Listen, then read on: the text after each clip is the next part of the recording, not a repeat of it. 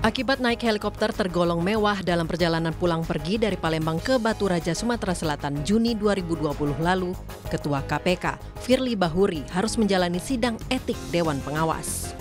Firly pun enggan berkomentar. Saya tidak mau poin klarifikasi untuk membantah. Biar nanti Dewas yang menilai ya. Selain Firly Bahuri, KPK juga memanggil Masyarakat Anti Korupsi Indonesia atau MAKI. Koordinator MAKI, Boyamin Saiman, menyebut ada dugaan pelanggaran kode etik oleh Ketua KPK tersebut. Perjalanan darat yang seharusnya dapat ditempuh paling cepat 3 jam, Firly dinilai tak seharusnya menggunakan helikopter untuk perjalanan dinas. Dulu memang 5 tahun yang lalu rusak dan itu macet karena banyak truk batu bara. Tapi sekarang sudah ada jalan lintas dan saya yakin itu kepolisian tahu tempat-tempat jalan itu. Nah, sehingga relevansi naik helikopter katanya efisiensi itu menjadi agak diragukan. Itulah, itu kalau hanya ini alasannya efisiensi. Nah, alasan yang lain berarti kalau ini bergaya hidup mewah menurut saya sesuai laporan saya. Dalam program Sapa Indonesia Malam Selasa 25 Agustus, pelaksana tugas juru bicara KPK Ali Fikri mengatakan, sidang etik dilakukan secara singkat pada Selasa pagi 25 Agustus. Karena waktu terbatas, sidang etik akan dilanjutkan pada awal pekan depan. Untuk Pak FB tadi sudah dilakukan sidang etik dari jam 9 pagi, namun memang tadi waktunya karena ada kegiatan lain ya, di mana KPK kita tahu sedang menyiapkan kegiatan NPK mulai besok, sehingga tadi juga ada persiapan, sehingga tadi dilaksanakan hanya mendengarkan satu saksi pelapor ya, Mas Boyamin, dan kemudian nanti sidang juga akan dilanjutkan untuk waktu berikutnya ke depan ya. Informasi yang kami terima sekitar hari Senin. Begitu, hari Senin depan ya? Iya, begitu. 31 Agustus 2020 akan dilanjutkan? 2020, betul Mas Aiman. Dan akan diputuskan juga pada hari itu, hari Senin nanti? Ya, nanti lihat waktu dan perkembangan yang ada di sana ya, karena memang sesuai dengan peraturan di Dewas KPK itu kan waktu yang dibutuhkan lumayan cukup panjang sesungguhnya ya. Lalu disebut ada 2 kemungkinan keputusan dalam sidang etik Dewan Pengawas KPK. Indonesia Corruption Watch juga menanggapi bahwa Firly Bahuri bisa saja dicopot dari jabatannya. Kalau tidak terbukti selesai maka ya jalan seperti biasa. Tapi ketika terbukti maka saya ingin konfirmasi kepada Anda. Anda sudah mempelajari kemudian dari undang-undang dan klausul-klausulnya. Maka Dewan Pengawas, Dewas akan merekomendasikan hukuman itu berupa apa saja alternatifnya? Ya, ada 3 aturan ya Mas Aiman di dalam peraturan Dewas itu tahun 2020 menyebutkan jika sanksi itu diperiksa ada 3 sanksi ringan, sedang dan juga berat. Kami beranggapan tindakan dari Komjen Pol Firly Bahuri itu sebenarnya sudah memenuhi klausula pelanggaran berat. Karena harusnya nanti putusannya Dewan Pengawas merekomendasikan kepada yang bersangkutan untuk mengundurkan diri sebagai Ketua KPK. Benar, kita tetap menggunakan asas praduga tak bersalah ya. Tapi kalau melihat pernyataan dari Pak Firly yang tadi mengatakan itu menggunakan dana pribadi, terlepas dari menggunakan dana pribadi ataupun misalnya ada sponsor tertentu, maka menggunakan moda transportasi mewah, sebagaimana tadi VT Kompas menjelaskan lebih dari 20 juta per jam, itu sudah melanggar ketentuan integritas dalam kode etik, yang mana secara spesifik menyebutkan setiap insan pegawai KPK dilarang menunjukkan gaya hedonisme atau menunjukkan gaya kemewahan di tengah publik, karena KPK itu kan berdiri dengan nilai-nilai kesederhanaan. Kini, keputusan ada di tangan Dewan Pengawas KPK. Setelah dilakukan secara tertutup pada Selasa siang, sidang etik akan dilanjutkan pada Senin 31 Agustus. Publik akan menanti hasil sidang etik terhadap Ketua KPK Firly Bahuri secara transparan. Tim Liputan, Kompas TV. Ya, sebenarnya sidang memang masih akan dilanjutkan, tetapi jika ada bukti-bukti yang kuat, terbukti begitu, apa sanksi yang kemudian menanti Firly Bahuri? Lalu seperti apa juga pemeriksaan yang berlangsung di Dewan Pengawas kemarin? Kami akan segera membahasnya secara daring bersama Koordinator Masyarakat Anti Korupsi Indonesia atau MAKI, Mas Boyamin Saiman yang kemarin hadir di sidang. Mas Boyamin, selamat pagi. Pagi, Bayu dan Kompas TV semua. Ya, dan juga ada mantan pimpinan KPK, Pak M. Yasin. Pak Yasin, selamat pagi juga. Terima kasih waktunya. Ya, selamat selamat pagi. Assalamualaikum, Bung Bayu. Ya, berkaitan dengan Mas Boyamin dulu, kita pengen tahu nih, terima kasih pagi hari ini hadir begitu. Bagaimana kemarin sebagai pelapor Anda diundang ke sidang Dewan Pengawas untuk kemudian menjadi saksi. Apa yang ditanyakan, apa yang disampaikan lagi oleh Maki? Mas Boyamin boleh cerita? Iya, secara materi sebenarnya kan tertutup gitu. Tapi karena saya saksi pelapor ya boleh aja sebenarnya menyampaikan pada publik gitu kan. Boleh, yang boleh lah silakan. Dan diklarifikasi yang pertama terkait laporan dengan segala data yang sudah saya masukkan dan sebenarnya juga sudah diklarifikasi oleh tim dan termasuk oleh waktu itu juga Pak Haryono dan Pak Samsudin Haris. Jadi BAP yang saya teken itu kemudian diklarifikasi ulang. Terus kedua, ada bukti baru nggak atau data baru nggak? Saya sampaikan ada berkaitan saya telah melakukan rekonstruksi perjalanan dari Palembang ke Desa Lontar, Batu Raja. Dan karena itu terpicu oleh pernyataan Pak Alex Marwata, katanya perjalanan Palembang ke Desa Lontar itu butuh 7 jam, 8 jam karena jalannya rusak dan macet, banyak truk batu bara. Jadi Anda rekonstruksi ternyata selesai berapa jam? 4,5 dengan makan bubur, Mas ya. Jadi kalau jalan darat tapi ya?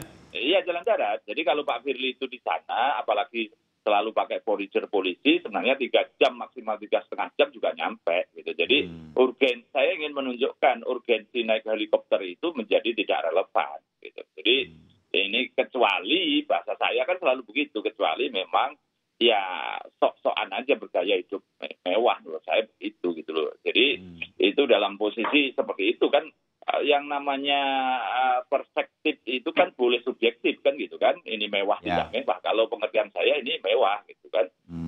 Bukan sesuatu yang sederhana lagi gitu. Karena gambaran-gambaran misalnya orang politisi kampanye ke daerah itu calon presiden, kalau pakai helikopter kan wah gitu kan. Nah, kalau naik pesawat aja sudah biasa, naik mobil Alphard, mobil ya mungkin masyarakat ya masih ya lumayan mobilnya Lexus gitu kan. Tapi ini pun setahu saya pimpinan KPK kalau dinas itu hanya boleh mobil Kijang Toyota begitu, nggak boleh yang lebih dari itu. Nah, ini kan sudah gambaran-gambaran ukuran itu kemewahan itu seperti apa, sudah standar begitu.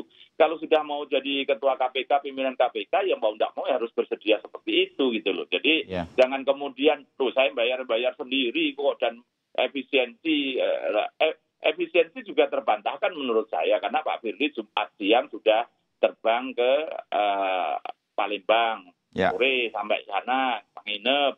Terus Sabtu, itu kan perjalanan juga nyatanya pakai helikopter pun masih nginep lagi, baru Minggu pulang ke Jakarta. Jadi Anda ingin menggambarkan bahwa ini memang sebetulnya waktunya sebenarnya cukup, walaupun hanya dengan menggunakan jalur darat pun sebetulnya cukup begitu ya? Iya cukup. Saya ingin menyampaikan ini Mas Boyamin, berkaitan dengan siaran pers dari Pak Firly Bahuri. Ada kutipannya tidak lengkap memang, tetapi kira-kira ingin mengatakan bahwa Pak Firly itu ingin mengatakan dia tidak menganut gaya hidup mewah, ini bukan gaya hidup mewah, tapi betul-betul ia lakukan ini karena kebutuhan dan tuntutan untuk kecepatan tugas. Walaupun hari itu dia sebetulnya cuti, tetapi harus segera begitu. Hal semacam itu? Kan akhir pekan ini, Sabtu kan libur, Minggu kan libur. Dan cukup sehari saya itu dengan masih main-main di desanya Pak Firly karena udaranya sejuk, ada jembatan gantung dan juga ketemu kepala desanya, ketemu warga begitu. Sama dengan saya kira-kira itu 2 jaman gitu. Sebelum maghrib juga sudah nyampe penginapan saya di Palembang. Masih nginep lagi, baru saya minggunya pulang ke Jakarta. Saya rekonstruksi pas hari Sabtu seperti apa jalannya gitu kan. Dan nyatanya juga tidak macet, tidak ada truk batu bara, jalan yang baru itu jalur lingkar itu juga jalannya mulus gitu kan. Dan itu pun saya dipandu oleh orang Palembang yang tahu jalan. Dan saya yakin kalau Pak Firly pakai forager tahu jalan itu juga gitu. Jadi ini mengejar waktu apa? Minggu katanya baru pulang kan gitu kan. Baru pulang katanya ada yang dikejar. Kejar apa juga tidak ada OTT minggu itu kok. Senin juga tidak ada OTT. Jadi sesuatu yang bahasa kita anak muda itu dilebay-lebaykan lah gitu, didramatisir menurut saya. Jadi bluffing. Walaupun Mas Boyamin begini, apakah di dalam aturan-aturan sebagai seorang pegawai KPK, mulai dari pegawai yang bawah sampai apalagi ketua KPK-nya memang kan dibatasi dengan aturan-aturan karena untuk memberantas korupsi yang kemudian identik dengan hidup mewah memang diminta untuk, saya menyebutnya biar gampang, harus low profile begitu kan, semua orang di dalam tubuh KPK begitu.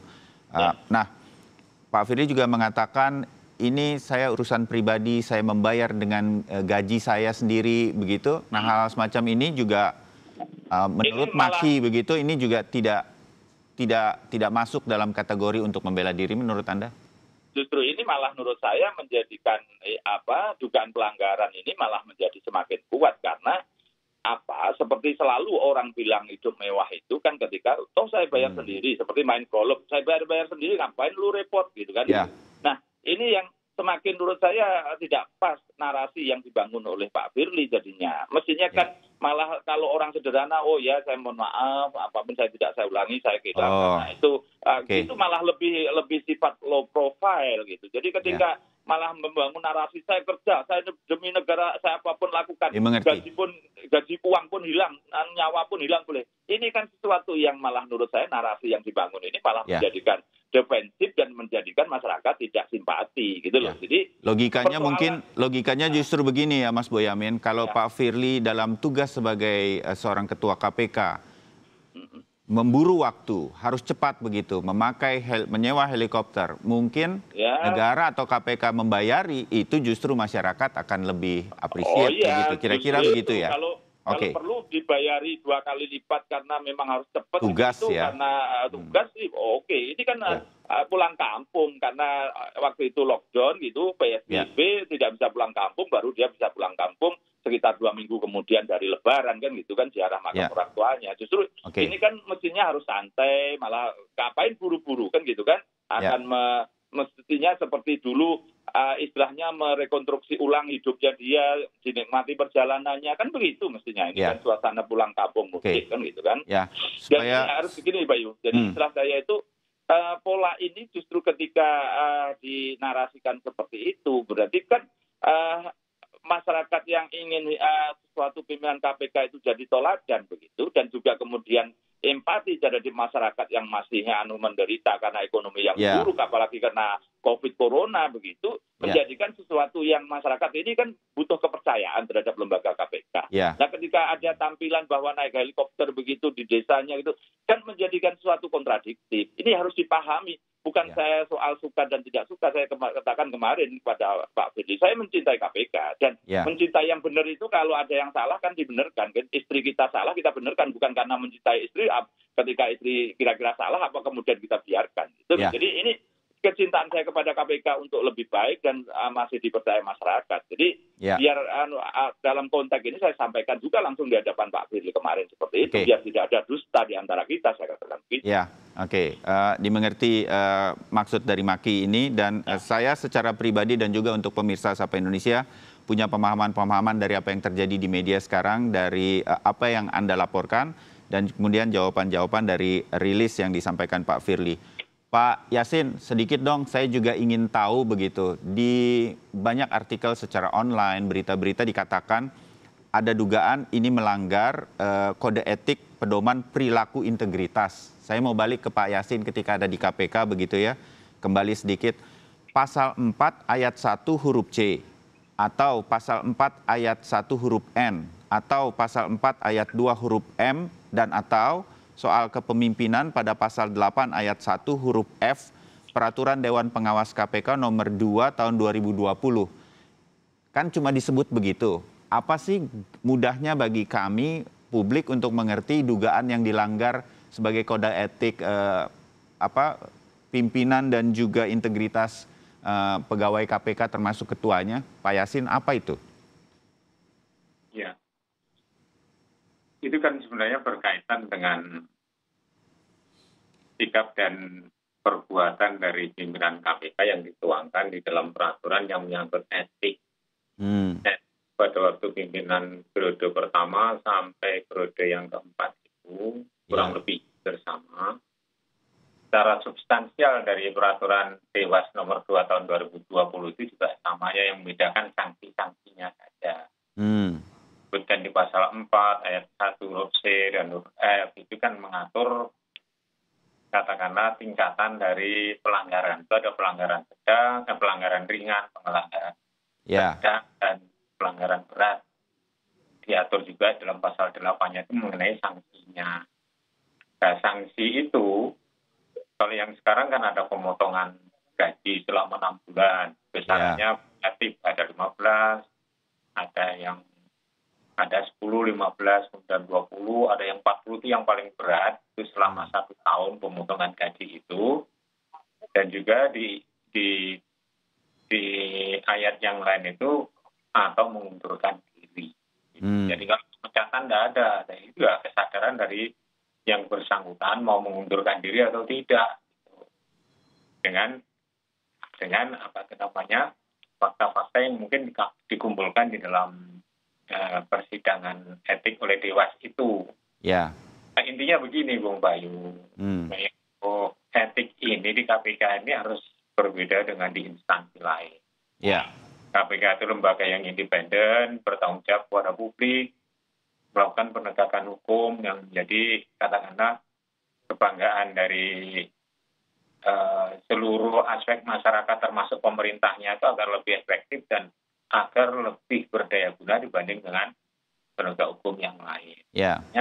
Etiknya harus berbeda dan pelaksananya yang dituangkan di dalam katakanlah yang tadi disebut oleh Bung Bayu itu integritas itu sebenarnya sikap dan perilakunya. Untuk menjaga itu supaya kelihatan di masyarakatnya persis seperti yang diinginkan. Itu yang dijaga ya? Ya, termasuk kesederhanaan sebagaimana yang tadi diungkapkan oleh Bung Mas Boyamin ya. Tadi.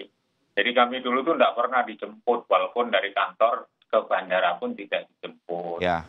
Seandainya itu ada kepentingan pribadi yang menggunakan fasilitas yang sederhana, jangan sampai ada katakanlah unsur yang bisa dihindari oleh masyarakat itu kok bermewah-mewahan. Itu tidak ada di pimpinan KPK. Kalau sepengetahuan saya dari periode 1 sampai periode 4 itu ya mengikuti katakanlah etik yang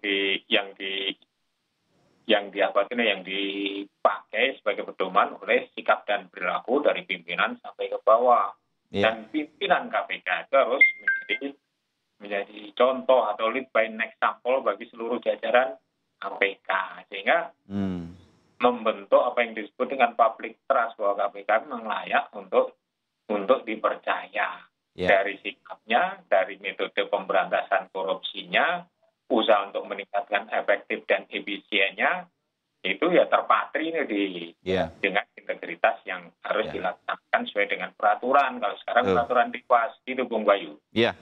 Waktu Pak Yasin di KPK, para jubir yang sempat kami undang ke studio, memang semua berhati-hati sekali soal ini. Bahkan untuk dijemput saja tanya mobilnya apa dan bagaimana begitu. Karena menjaga kehati-hatian ini, kami mengerti sekali, bahkan di tingkatan-tingkatan seperti itu pun KPK menjaga integritas itu. Kira-kira itu yang ingin saya bayangkan juga ke pemirsa Sapa Indonesia. Pak Yasin, sebagai catatan yang saya kumpulkan sedikit, ternyata ada ya ketua KPK juga yang kemudian pernah diduga melakukan pelanggaran etik. Saya sampaikan di sini, tolong dikoreksi.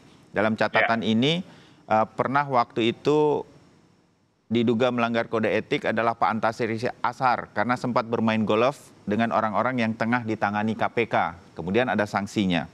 Pimpinan KPK lainnya pernah terjerat sidang etik atau kode etik adalah Pak Abraham Samad terkait pembocoran surat perintah penyidikan tersangka proyek Hambalang. Waktu itu Anas Urbaningrum. Kita ingat semua itu dan kemudian ada sanksinya begitu. Jadi hal-hal semacam itu sangat penting bagi KPK untuk kemudian segera ditindaklanjuti. Begitu Pak Yasin ya? Iya, tapi pada waktu itu sanksinya ya ada sanksi teguran gitu. Itu pun sudah berat ya. Kemudian diumumkan kepada publik harus tidak mengulang lagi perbuatannya seperti itu kan sebenarnya secara moral itu sebenarnya sudah cacat dengan disidangkan dan lain sebagainya. Kecuali yang memang tidak terbukti. Saya sendiri pun juga pernah disidangkan bersama. Pak Yasin pernah? Pernah. Ya kan harus semuanya disidangkan yang berkaitan dengan pernah ketemu Nazarudin atau tidak pada saat itu. Nah saya sendiri dengan Pak Busroti menyatakan tidak terbukti dan memang tidak pernah bertemu dengan Nazarudin. Nah, yang lain ada ketemu itu tapi dalam kepentingan dinas, misalnya yang berkaitan dengan pengurusan anggaran. Karena itu pembahasan anggaran kan harus dengan Komisi 3. Jadi yang pada saat itu pimpinan yang lain tidak saya sebutkan namanya itu seperti itu. Tapi tidak ada unsur yang sifatnya misalnya saja ada nilai kolusi atau korupsi, bahkan korupsi itu tidak ada. Jadi, putusan dari Komite Etik pada waktu itu ya memang seperti itu. Tapi itu sudah menjadikan suatu perhatian publik yang sangat luas. Kita sendiri sebenarnya juga harus meningkatkan kehati-hatian, jangan sampai terjadi kecerobohan semacam itu. Gitu, Bung Bayu. Ya, baik Pak Yasin, tergambar itu semua. Mas Boyamin, dari catatan Maki lah ya begitu, pada sampai kemarin begitu, memang tidak hanya Maki sih, kemudian kita juga melihat teman-teman dari ICW dan yang lain juga mengatakan, begini, saya ingin mengatakan begini simpelnya, memang ketika sidang kode etik ini diselenggarakan oleh Dewan Pengawas KPK, orang jadi punya harapan kan, bahwa ini kalau Dewan Pengawas kemudian bisa tegas terhadap seorang ketua KPK, ini harapan bahwa KPK on the right track untuk menyelenggarakan tugas-tugasnya begitu. Itu juga yang bisa kita harapkan atau tidak dari situasi seperti ini, Mas Boyamin? Iya, ini kan sebenarnya dalam bentuk saya mencintai KPK itu kan karena sekarang ada penurunan kepercayaan masyarakat. Kalau kira-kira, gitu loh ya, ini ada pilihan lain, misalnya sekarang ini KPK begitu hebatnya dipercaya masyarakat, mungkin saya tutup mulut, foto yang diberikan ke saya itu saya hapus saja, gitu loh. Kira-kira kan gitu. Ketika ini harapan masyarakat ini menurun, terus malah bergaya hidup mewah, ini kan ya saya pun ikut sakit rasanya kan gitu kan. Ini kan soal perspektif pribadi saya subjektif gitu kan. Dan masyarakat mungkin juga bisa saja sama kan gitu kan. Jadi kalau kira-kira pilihannya pada posisi itu bahwa KPK sekarang itu makin bagus dari periode-periode berikutnya, penanganan korupsi baik pencegahan itu semakin hebat, bentuk mekanisme, punya sistem, punya apalah segala hal untuk membuat pemerintahan ini lebih terbuka, lebih transparan, sistem anggaran, dan kemudian mampu dicegah sampai derajat sekian, indeks prestasi bisa dinaikkan sekian, penindakan juga lebih hebat, sifatnya bukan hanya OTT, tapi sifatnya lebih baik, seperti kalau polisi ini baik ilmu dengan ilmu misalnya, dengan scientific misalnya begitu, semakin bisa dikembangkan menjadi aduan banyak pihak, bahkan luar negeri, itu kira-kira saya akan tutup mata sebenarnya. Kalau ada posisinya seperti itu, gitu. Sebagaimana digembar-gemborkan Pak Firly waktu di DPR dulu waktu seleksi, kemudian proper test ya, proper test itu bahwa saya akan kalau macam meningkatkan pencegahan, tapi buktinya sampai sekian lama beliau menjabat, pencegahan yang digemborkan itu juga belum nampak apa sistem yang tidak dibangun, begitu kan? Bersama pemerintah mestinya itu akan membuat roadmap begitu, ada blueprint misalnya, dan blueprint itu lebih pada tataran bisa dipraktekkan dan ada tolak ukurnya begitu kan? Karena saya dulu di LBH, YLBH itu kan begitu gitu, diajari betul tolak ukur, keberhasilan, kegagalan dan evaluasi. Itu almarhum Munir itu mengajari saya sangat banyak begitu waktu itu. Jadi saya ini masa ini lebih modern, dan Bappenas itu juga sudah mengadopsi anggaran berbasis kinerja begitu. Tapi ini apa yang kecuali seremoni datang ke tempat lain atau datang ke tempat daerah, misalnya sekedar ngurusi aset begitu, itu kan cukup oleh tim pencegahan aja sudah cukup gitu. Nampak kemudian ini lebih banyak seremoninya gitu. Jadi ini standar. Kalau bicara etik itu kan standar. Katakanlah saya dibatin Mas Bayu aja, kok saya ketemu siapa begitu menjadi kecurigaan. Saya sudah menghindari kok itu kan. Standar saya itu setidaknya saya seorang partikelir aja begitu gitu kan. Standar etik itu seperti apa? Karena saya Maki, meskipun saya punya kantor lawyer, saya juga tidak akan bermewah-mewahan, dan saya mengambil kantor lawyer saya itu malah saya abdikan untuk membiayai sepenuhnya Maki, dan saya biasa naik motor kemana-mana, memang saya punyanya motor misalnya begitu. Jadi tidak perlu seperti lawyer yang kadang-kadang bertemu penampilan gitu. Kalau saya pakai dasi itu dalam rangka menghormati karena saya dipanggil sidang misalnya.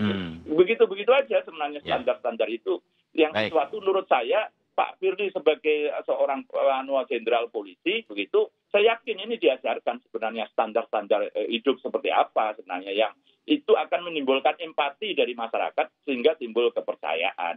Ya, oke itu arahnya dan tujuan begitu. Nanti pertanyaan yang sama juga harapan untuk sidang yang dilakukan, sidang kode etik dari Dewan Pengawas untuk Pak Yassin. Usai jeda, tetap bersama kami.